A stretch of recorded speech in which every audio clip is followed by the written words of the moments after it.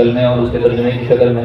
ہم بغیر کسی تنقید و تاخیر کے اپنے جلسے کے صدر جلسہ کی طرف بڑھتے ہیں۔ ہمارے درمیان اس محفل کو روشن و تابان بنانے کے لیے اور اس اجلاس کو یادگار بنانے کے لیے ہمارے درمیان ایک ایسی شخصیت الباقرون ہے جن کی زیارت عبادت ہے، جن کا منقلہ تبلیغ دین ہے، جن کا راستہ راہ سنت ہے، جن کا مقصد صرف اور صرف دین خداوندی کی خدمت ہے۔ میری مراد ذات الصحات عزت مآب حضرت مولانا نعمان اختر صاحب ندوی دامت العالیہ استاد حدیث و تفسیر دارالعلوم نقد العلماء۔ حضرت والا سے معجبانہ التماس کرتے ہیں کہ حضرت والا چند کلمات کے ساتھ ہم سب کی تقریر فرمائیں۔ الحمد لله نحمده ونستعينه ونستغفره ونؤمن به ونتوكل عليه ونعوذ بالله من شرور انفسنا ومن سيئات اعمالنا من يهده الله فلا مضل له ومن يضلله فلا هادي له ونشهد ان لا اله الا الله وحده لا شريك له ونشهد ان سيدنا ونبينا ومولانا محمدا عبده ورسوله صلى الله عليه وعلى آله وأصحابه وبارك وسلم تسليما كثيرا كثيرا أما بعد قال الله تعالى ظهر الفساد في البر والبحر بما كسبت أيدي الناس ليذيقهم بعض الذي عملوا لعلهم يرجعون وقال تعالى اقرأ باسم ربك الذي خلق الإنسان من علق اقرأ وربك الأكرم الذي علم بالقلم علم الإنسان ما لم يعلم۔ محترم بزرگوں اور دینی و ایمانی بھائیوں اور ہماری بہنیں خواتین اسلام جو اس جلسے میں موجود ہیں،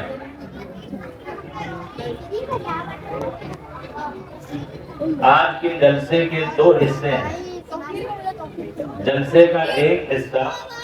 سیرت النبی سے متعلق ہے اور ایک حصہ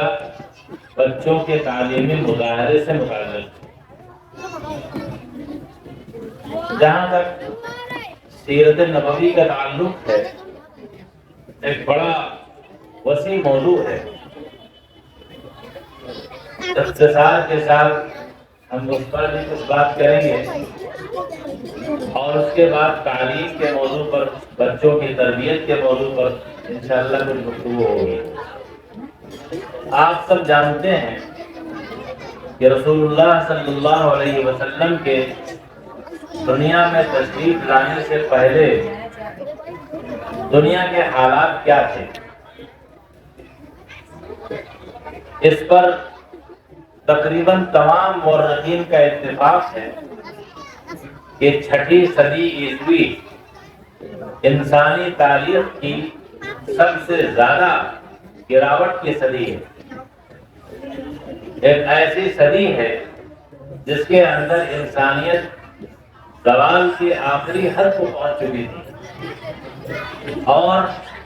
زندگی میں اس کا کوئی رول باقی نہیں رہا تھا۔ ایک طرف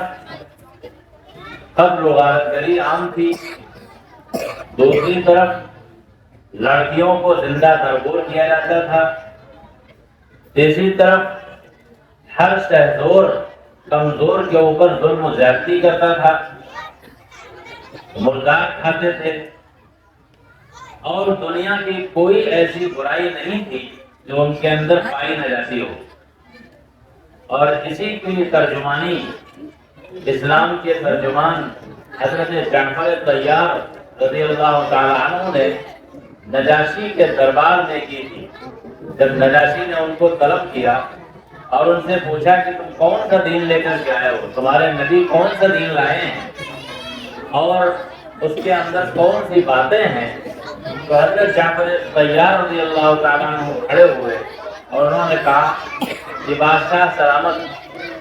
ہم مردار کھاتے تھے، ہم لڑکیوں کو زندہ درگور کرتے تھے، ہم حرام و حلال کی کوئی تمیز نہیں کرتے تھے، ہم میں سے طاقتور کمزور سے ظلم کرتا تھا، اور دنیا کی کوئی برائی ہمارے اندر ایسی نہیں تھی جو موجود نہ ہو۔ ان حالات میں اللہ تعالیٰ نے ہمارے اندر ایک پیغمبر کو بھیجا اور اس پیغمبر نے ہم کو اللہ سے جوڑا. اس پیغمبر نے ہم کو حلال و حرام کی تمیز سکھائی. اس پیغمبر نے عورتوں کا احترام سکھایا, عورتوں کے حقوق دیے,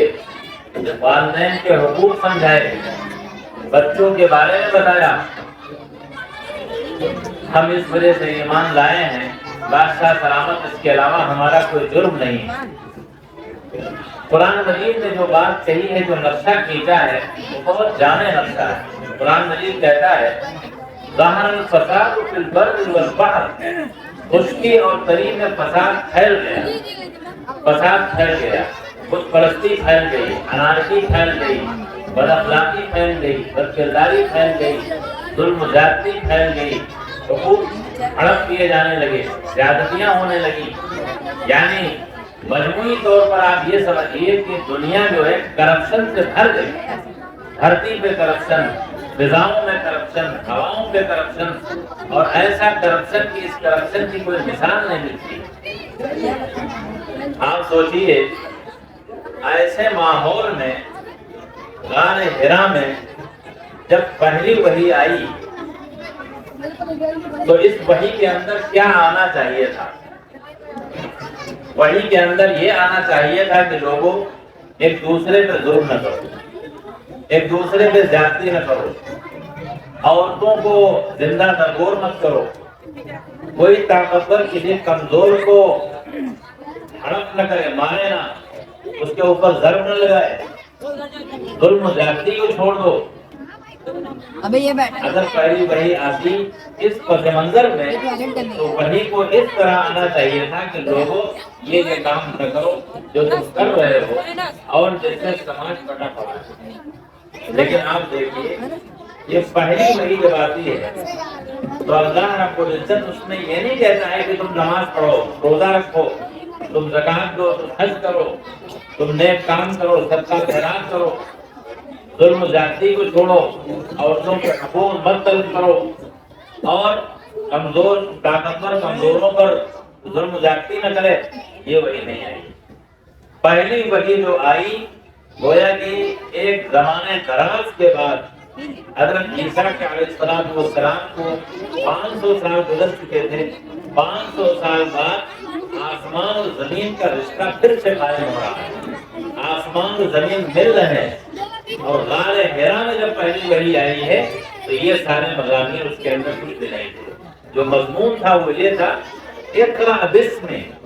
پڑھیے, آپ پڑھیے اللہ کے نام سے, پڑھیے اللہ کے نام سے جس نے انسان کو پیدا کیا, جس نے انسان کو خون کے لوتھڑے سے پیدا کیا اور انسان کو وہ کچھ سکھایا, قلم کے ذریعے سے سکھایا, اور انسان کو وہ کچھ سکھایا جو انسان جانتا نہیں تھا. اس سے کیا بات سمجھ میں آتی ہے؟ میں جو بات آپ کو سمجھانا چاہتا ہوں وہ یہ ہے کہ پہلی وحی جو آسمان سے آئی محمد صلی اللہ علیہ وسلم پر, وہ صدقہ و خیرات اور روزے اور نماز کی نہیں تھی, وہ برائیوں کے خاتمے کے لیے نہیں تھی, وہ وحی تھی تعلیم کی, پڑھنے کی. اس لیے کہ تمام برائیوں کی جڑ یہی جہالت ہے, یہی نادانی ہے, ان پڑھ سماج کا ہونا ہے اور تعلیم سے دور ہونا ہے. اگر کوئی بھی سماج تعلیم سے دور ہو جائے, اس کے اندر لٹریسی نہ ہو, اس کے پاس پڑھائی نہ ہو, بچوں کے ہاتھ میں کتابیں نہ ہو, ان کی زبان پر علم کی باتیں نہ ہوں, تو پھر ان سے ہر برائی وجود میں آ سکتی ہے جو برائی زمانے جاہلیت کے اندر موجود تھی. لیکن اگر علم صحیح ہے, علم صحیح سے رشتہ قائم ہے, وحی الہی سے رشتہ قائم ہے, اللہ کی کتاب سے رشتہ قائم ہے, تو انشاءاللہ وہ برائیاں قریب نہیں آئیں گی. لہذا یہیں سے یہ بات سمجھنے کی ضرورت ہے کہ اسلام کی جو پہلی وحی آئی ہے قرآن کی, اس کا تعلق علم سے. ہمارے رسول اس بات کا ہے کہ جس قوم کی پہلی وحی تعلیم سے متعلق ہو, وہی قوم دنیا کی سب سے جاہل قوم شمار ہو. اس سے بڑا کوئی المیہ آج کے زمانے کا نہیں. ہماری پہلی وحی تعلیم سے متعلق اور ہم جاہل ہیں. قرآن کی پہلی آیت جو اتری ہے وہ تعلیم سے متعلق ہے، مسلمان جائز ہے، اللہ کی کتاب کا پہلا حکم تعلیم سے متعلق ہے اور اس کے ماننے والے تعلیم سے دور ہوں، یہ بات بہت بڑی ہے۔ لہٰذا میرے بھائیوں، پہلے تو یہ طے کر لیجیے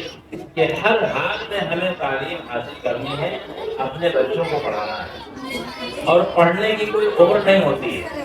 کسی بھی عمر میں آپ پڑھ سکتے ہیں۔ آج افسوس کی بات ہے کہ ہمارے بہت سے بزرگ ہیں، بڑی عمر کے ہو گئے ہیں، 80 سال کے ہو گئے، 70 سال کے ہو گئے، 75 سال کے ہو گئے، بہت سے ہمارے بزرگوں کو ابھی تک قرآن صحیح نہیں۔ اخبار وہ پڑھ لیتے ہیں، ڈائجسٹ وہ پڑھ لیتے ہیں، ناول وہ پڑھ لیتے ہیں، دیگر چیزیں پڑھ لیتے ہیں، جو چیز نہیں پڑھ پاتے ہیں وہ کیا ہے؟ قرآن پاک، اللہ کی کتاب ہے۔ اس سے زیادہ شرم اور اس سے زیادہ عار کی کوئی بات نہیں ہو سکتی۔ جہاں جہاں بھی یہ چیز پائی جاتی ہو، ضرورت ہے کہ تعلیم بالغان کا انتظام کیا جائے اور قرآن کی تصحیح کے پروگرام کیے جائیں، اور اس میں بالکل شرمائیاں نہیں ہیں۔ اللہ کے رسول صلی اللہ علیہ وسلم نے ایسے لوگوں کو بڑی بشارت سنائی، بڑی خوشخبری سنائی، اور فرمایا ہے کہ جس نے بھی قرآن کا ایک حرف پڑھا اس کو ایک نیکی ملے گی، اور ایک نیکی 10 کے برابر ہے، اور الف لام میم جو ہے وہ ایک حرف نہیں ہے بلکہ 3 حرف ہے۔ اس کا مطلب یہ ہوا کہ جو اتنا پڑھ لے الف لام میم اس کو 30 نیکیاں ملیں۔ اب آج کل کا زمانہ یہ ہے کہ ہم لوگ نیکیوں کے بارے میں جانتے نہیں کہ نیکیاں کتنی بڑی ہیں، نیکیوں کی خاصیت کیا ہے، یہ تو بعد میں ملیں گی، قیامت میں ملیں گی، کیسی ہوں گی، کیا ہوں گی، ہمیں پتہ نہیں۔ لیکن اگر آپ اس کو پلٹ کے دیکھیے، اگر آج یہ اعلان کر دیا جائے کہ جو بھی قرآن کا ایک حرف پڑھے گا اس کو 10 روپے ملیں گے، 10 روپے ملیں گے، تو لوگ اپنے کاروبار چھوڑ کے قرآن پڑھنا شروع کر دیں گے، اس لیے کہ 10 روپے کی حقیقت معلوم ہے۔ کسی نے پڑھ لیا الف لام میم، اس کو 30 روپے ملے، اور 3 حرف پڑھ لیے 60 روپے ملے، اور پڑھتے چلے جائیے تو نوٹوں کی گھنٹی ایک مجلس میں ہی آپ لے کر کے اٹھیں۔ اس کی اہمیت اس لیے ہے کہ آپ کو نوٹ معلوم ہے، اس کی قیمت معلوم ہے، اس کی حقیقت معلوم ہے۔ نیکیوں کی حقیقت جس دنیا میں نہیں ہے وہاں سمجھ میں آئے گی، جہاں پر یہ کوئی چیز کام نہیں آئے گی، صرف نیکیاں کام آئے گی۔ تو ایسے لوگ جو بزرگ ہیں ان کے بارے میں اللہ کے رسول صلی اللہ علیہ وسلم کا ارشاد ہے کہ من قرأ القرآن وهو يتعتع، جو قرآن پڑھ رہا ہے، سیکھ رہا ہے، من يتعلم القرآن وهو يتعتع، اور اس کی زبان لڑکھڑا رہی ہے، ٹوٹتی نہیں ہے، صحیح اس سے ادا نہیں ہوتا ہے، تو ایسے شخص کو دوہرا اجر اللہ سبحانہ و تعالیٰ دے گا۔ لہذا بالکل شرمانے کی ضرورت نہیں ہے، اور اس میں خجل ہونے کا کوئی کام نہیں ہے۔ جن بھائی کے ساتھ بھی یہ صورتحال ہو اور ابھی رمضان کا بہترین موقع آ رہا ہے تصحیح قرآن کے لیے، ان کو چاہیے کہ تصحیح قرآن کا اہتمام کریں۔ تو میں یہ عرض کر رہا تھا کہ اسلام کی پہلی وحی جو ہے اس کا تعلق ہے تعلیم سے۔ تعلیم کا معاملہ یہ ہے کہ اللہ کے رسول صلی اللہ علیہ وسلم کو تعلیم کی اتنی اہمیت تھی کہ غزوہ بدر میں جب بہت سارے لوگ قیدی ہو کر کے مدینہ منورہ آئے تو آپ صلی اللہ علیہ وسلم نے یہ ارشاد فرمایا کہ تم میں سے جو پڑھے لکھے قیدی ہیں اگر وہ ہمارے بچوں کو پڑھنا لکھنا سکھا دیں تو تم آزاد کر دیے جاؤ۔ تو رسول اللہ صلی اللہ علیہ وسلم نے تعلیم کی اسی اہمیت کے پیش نظر قیدیوں سے پڑھوایا اور بچوں کو تعلیم دلوائی تاکہ ہمارے بچے پڑھ لکھ لیں اور ان کو آزادی اور رہائی مل جائے۔ اسلام نے تعلیم کے تعلق سے ایک پورا نظام زندگی طے کیا ہے، اور وہ نظام زندگی ایسا ہے کہ بچے کی پیدائش سے شروع ہوتا ہے۔ آپ دیکھیے کہ جب کوئی بچہ پیدا ہوتا ہے، ہر جگہ رواج ہے، دیہاتوں میں بھی ہوتا ہے، شہروں میں بھی ہوتا ہے، تو ایک کان میں اذان دی جاتی ہے اور دوسرے کان میں تکبیر کہی جاتی ہے۔ یہ کیا ہے؟ یہ اس بات کے لیے ہے کہ پیدا ہونے والے بچے کی کان میں جو پہلی آواز پڑے وہ اللہ کی آواز، اللہ اکبر۔ پہلا جو اس کی کان میں جو لفظ جائے، داخل ہو، وہ اللہ کی عظمت اور اللہ کے نام کی آواز ہو۔ دوسرا کوئی نام نہ ہو۔ اس کے بعد محمد رسول اللہ صلی اللہ علیہ وسلم کا نام ہو، یعنی توحید کی دعوت ہو، یعنی رسالت کی دعوت ہو، اور اس کے اندر وہ پیغام دیا جائے بچے کو جس پیغام پر اس بچے کی اٹھان شروع ہو۔ اب جب بچہ کسی قابل ہوتا ہے تو اس کو مکتب میں داخل کیا جاتا ہے، جیسے ہمارا یہ مکتب چل رہا ہے۔ ان مکاتب میں بچوں کی تعلیم ہوتی ہے، قاعدہ پڑھایا جاتا ہے، یسن قرآن پڑھایا جاتا ہے ان کو، اور ان کو اسلام کی بنیادی تعلیم دی جاتی ہے۔ یہ اسلامی تعلیم بنیادی جو ہوتی ہے بچوں کی، یہ نہایت ضروری ہے۔ میں آپ سے صاف کہتا ہوں، آج جو حالات خراب ہیں، آج آپ کی اولاد بے قابو ہے، آج ہمارے کنٹرول سے باہر ہے، اور آج ہماری اولاد پر ہمارا جیسے کوئی حق نہیں رہ گیا ہے، ہماری بات نہیں مانی جاتی ہے۔ یہ اسی لیے ہے کہ آپ نے اپنی اولاد کو اس ڈگر پہ چلایا ہی نہیں ہے جس ڈگر پہ چل کر کے وہ یہ جانتے کہ ماں باپ کے حقوق کیا ہیں، بھائی بہنوں کے حقوق کیا ہیں، اور پڑوسیوں کے حقوق کیا ہیں، اور اس ملک میں رہنے کے ہمارے حقوق کیا ہیں۔ لہذا اس بات کا شکوہ کرنا بالکل فضول ہے کہ ہمارے بچے ہمارے قابو سے باہر ہیں۔ نتیجہ اس کا کیا ہوتا ہے؟ یہی بچے جب ہمارے والدین بوڑھے ہوتے ہیں تو ان کو اولڈ ہوم میں داخل کر دیتے ہیں، اور وہاں جا کر کے وہ اپنا بڑھاپا کاٹتے ہیں جہاں ان کا کوئی پرسان حال نہیں ہوتا۔ اس کی وجہ کیا ہے؟ ان کو نہیں معلوم ہے کہ باپ کی کیا اہمیت ہے، انہیں نہیں معلوم کہ ماں کی کیا اہمیت ہے، وہ نہیں جانتے کہ اللہ کے یہاں کیا مقام ہے باپ کی خدمت کا، اور کیا مقام ہے ماں کی خدمت کا، اور کیا مقام ہے اعزاء اقارب کی خدمت کرنے کا، اور کیا مقام ہے پڑوسیوں کی خدمت کرنے کا۔ یہ سب باتیں تو معلوم ہوتی ہیں مکتب سے، اسی دینی ادارے سے جہاں بچہ داخل ہو کر کے تعلیم حاصل کرتا ہے، پڑھتا ہے۔ ہم آپ سے صاف کہتے ہیں، ہمارے بڑے ادارے جو بھی ہیں، بڑے ادارے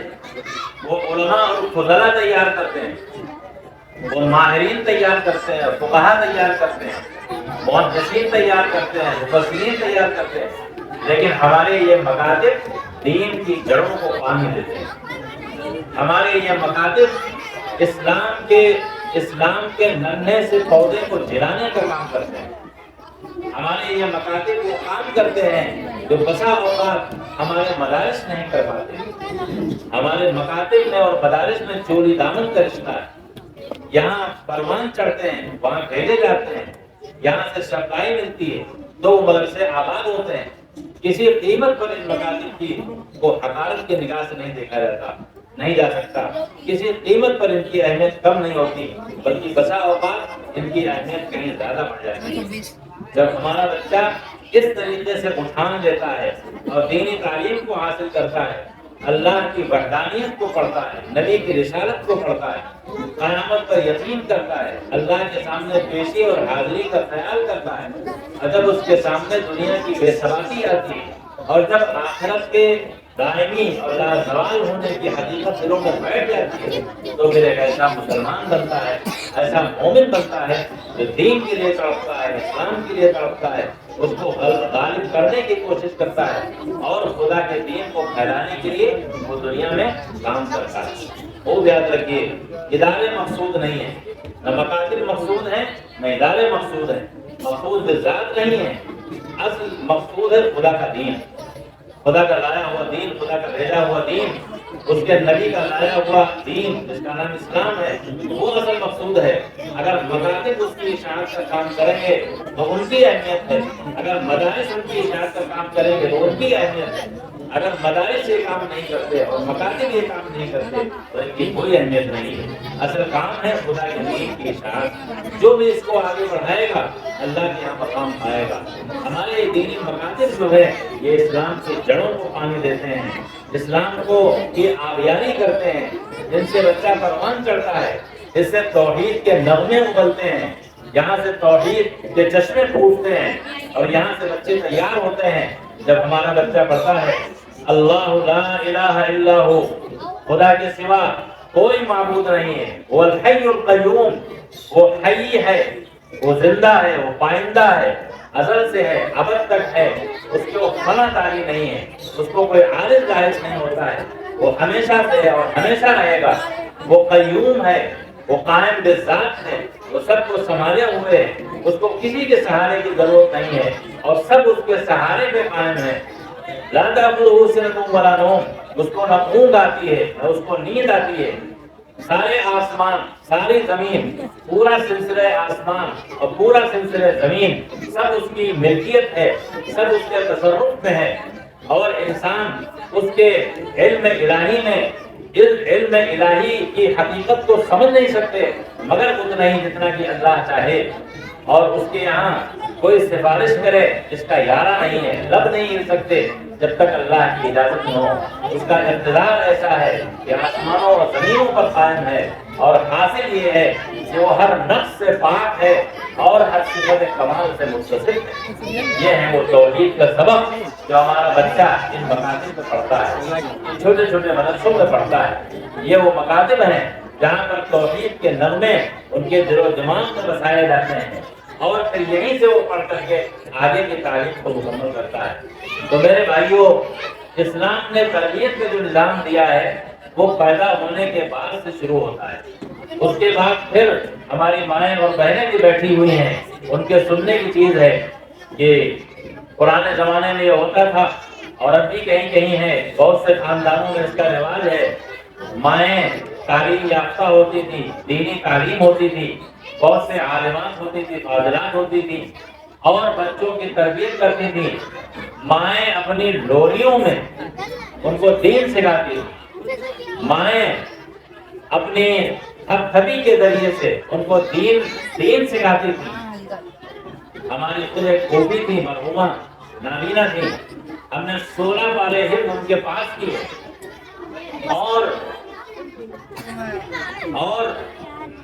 اسی کے ساتھ ساتھ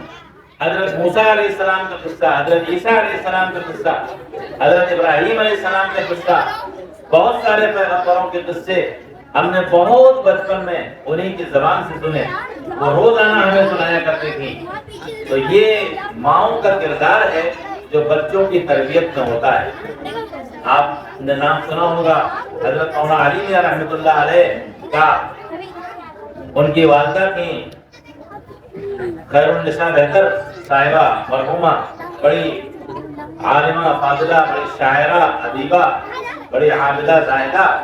اللہ نے ان کو بہت نوازا تھا، اور ان کی اولاد حضرت مولانا علی میاں رحمۃ اللہ علیہ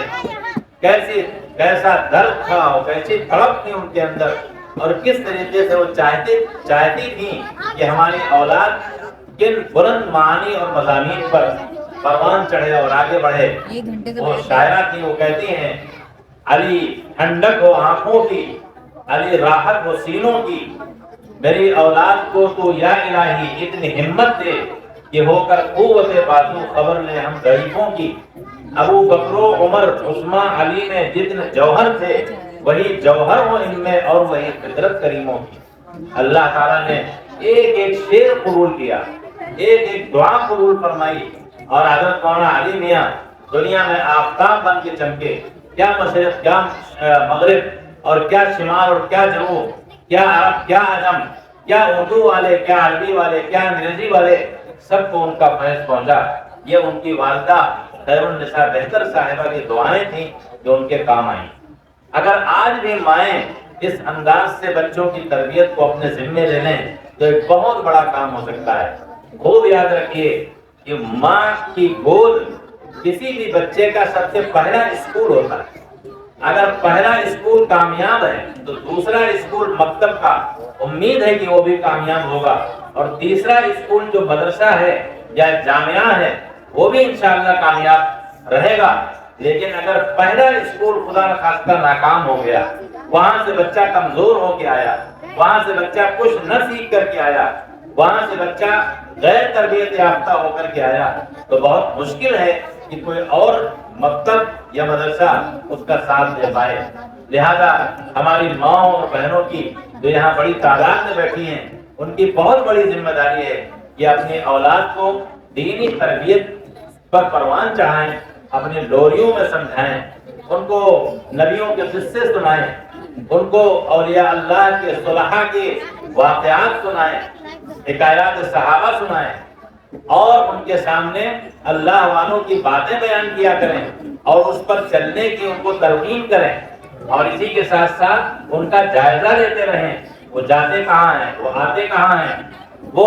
کتنا وقت گھر میں گزارتے ہیں، کتنا وقت باہر گزارتے ہیں، اس کا محاسبہ بھی والدین کو کرتے رہنا چاہیے۔ کہیں ایسا نہ ہو کہ ہمارا بچہ کسی غلط ماحول میں چلا جائے، کسی غلط صحبت میں چلا جائے، اس کے نشست و برخاست غلط ہونے لگے اور نتیجے میں اس کے ذہن میں وہ معانی پیدا ہو جائیں جو معانی پیدا نہیں ہونے چاہیے۔ اس وجہ سے کہ اللہ کے رسول صلی اللہ علیہ وسلم کی حدیث ہے کہ کل مولود یولد علی الفطرہ فابواہ یحودانہ او یمجسانہ او ینصرانہ، ہر بچہ اسلام کی فطرت پر پیدا ہوتا ہے، ہر بچہ فطرتاً مسلم ہوتا ہے، یعنی اس کے اندر اللہ عہد الست میں اس زمانے میں جب روحیں تھیں تو اللہ تعالیٰ کی کا جلوہ سامنے ہوا تھا اور اللہ نے عہد دیا تھا کہ لوگوں کیا میں تمہارا رب نہیں ہوں؟ تو سب نے کہا میں آپ رب ہیں میرے۔ تو وہ جو ایک بات ذہن میں ہے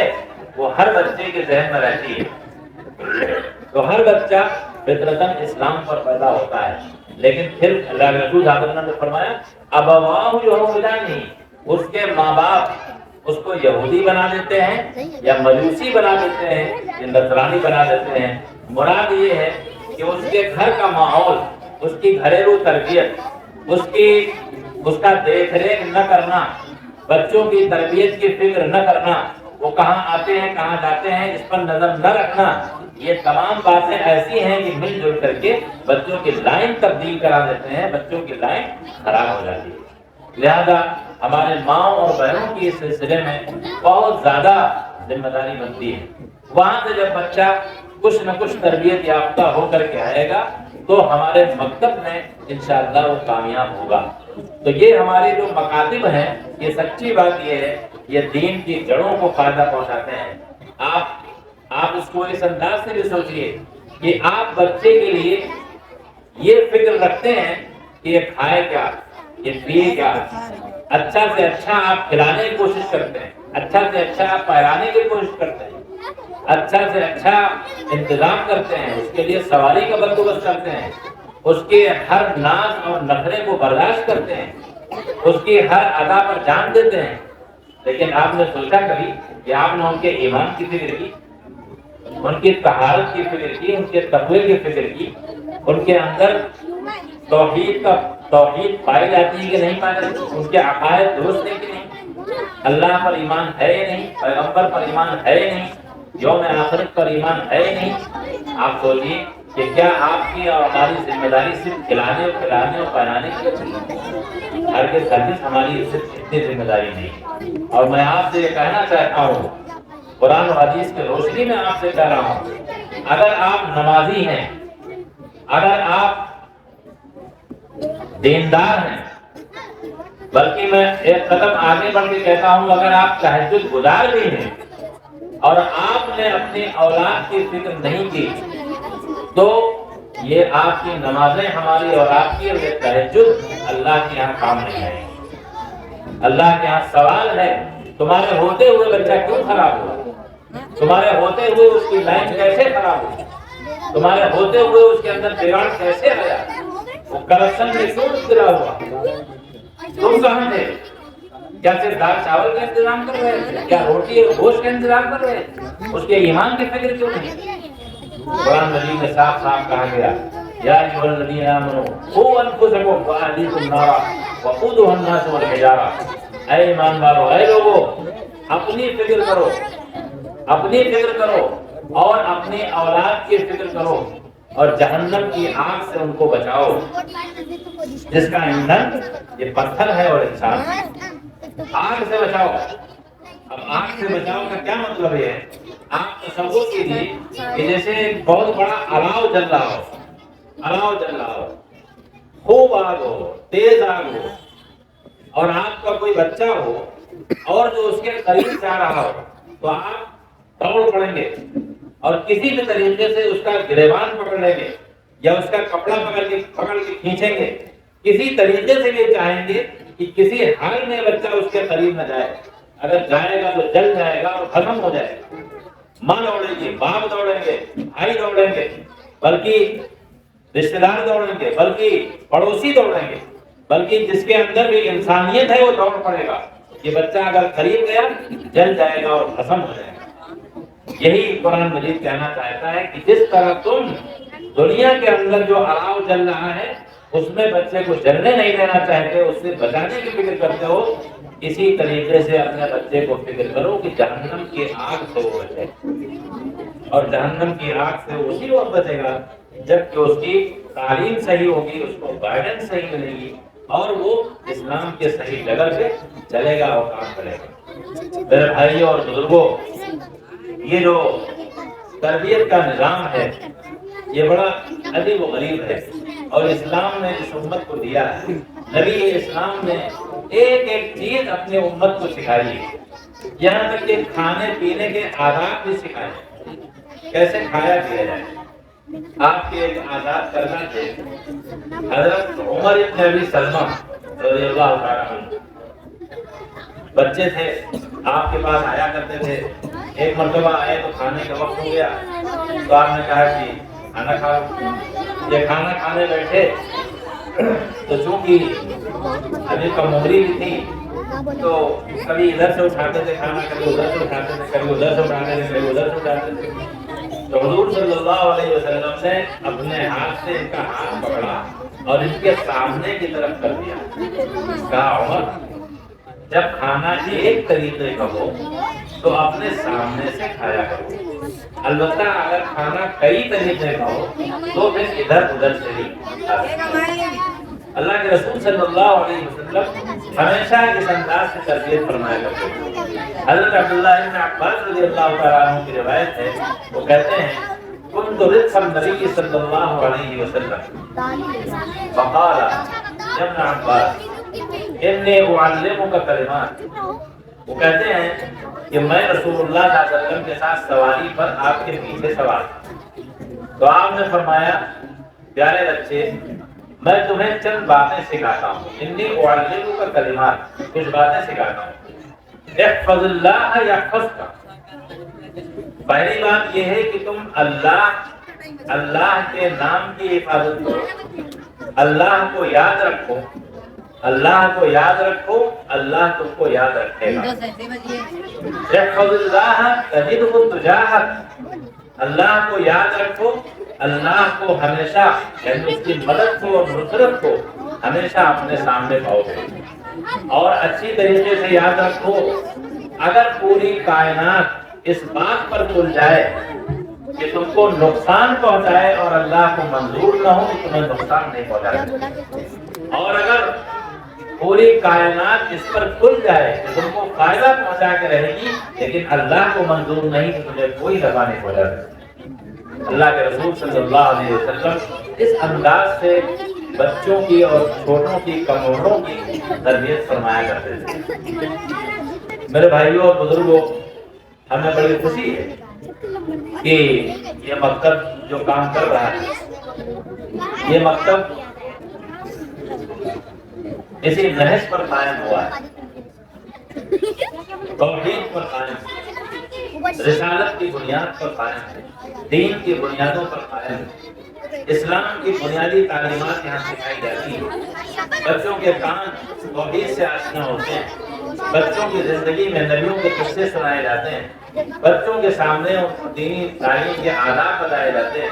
اور بچوں کو کی تربیت ان معانی اور مضامین پر ہوتی ہے جن پر پروان چڑھ کر کے وہ اپنی اگلی زندگی گزار سکیں گے۔ ہمارے آپ کے لیے ضروری ہے ہم ایسے مکاتب کی قدر کریں اور اپنے بچوں کو بھیجیں،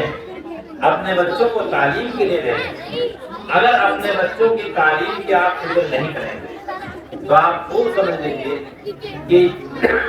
یہ بچے جن کے لیے آپ دنیا میں جان دیتے ہیں اور جن کے لیے آپ یہ سوچتے ہیں ہم ان کو مونٹیسری میں داخل کرا دیں، ہم ان کو کسی اسکول میں ڈال دیں، ہم انگریزی پڑھوا لیں تاکہ یہ آگے بڑھ کر کے انجینئر بنے، ڈاکٹر بنے، پروفیسر بنے اور اچھا کما کے لائیں، بڑی بڑی تنخواہیں حاصل کریں، معاشی طور پر یہ مضبوط ہوں۔ لیکن اگر ان کا ایمان چلا گیا، اگر ان کے ہاتھ سے قرآن چلا گیا، اگر اس کے ہاتھ سے دین کی رسی چھوٹ گئی، اگر تعلیمات محمدی ان کے ہاتھ سے چھوٹ گئے تو میرے بھائیوں سارا کا سارا غارت ہو جائے گا، کوئی چیز کام نہیں آئے گی۔ اور یہی بچے قیامت کے دن جب حاضر ہوں گے، ساری مخلوق جمع ہوگی اور حساب ہوگا، تو ان بچوں کا حساب ہوگا تو یہ بچے صاف صاف کہہ دیں گے اللہ رب العزت انا اطعنا سادتنا وکبرانا فاضلونا سبیلا، پروردگار عالم